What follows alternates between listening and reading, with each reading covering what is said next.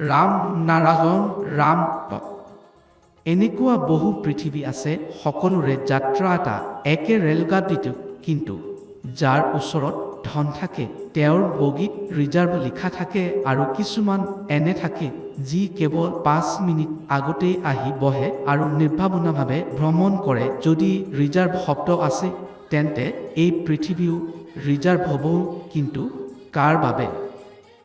যিসকলে মহাশান্তিৰে পৰিপূৰ্ণ কেৱল তেওঁলোকৰ বাবে নেকি?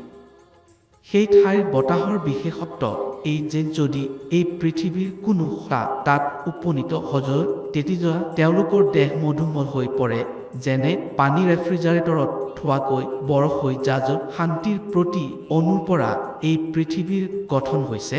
আমাৰ এক মুহূৰ্তৰ শান্তি অনন্তকালৰ বাবে বৰফৰ ৰূপত জমি থাকিব। সেই পৃথিৱী প্ৰতিটো মুহূৰ্তৰ শান্তিৰে গঠিত।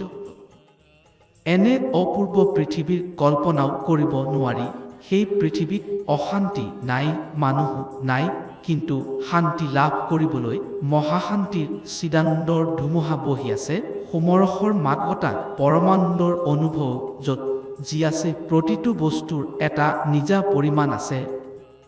যেতিয়া এটা কোটি এলৈ উপনীত হ'ম তেতিয়া চোৱা আমাৰ দৰে বহু পৃথিৱী পোৱা যাব।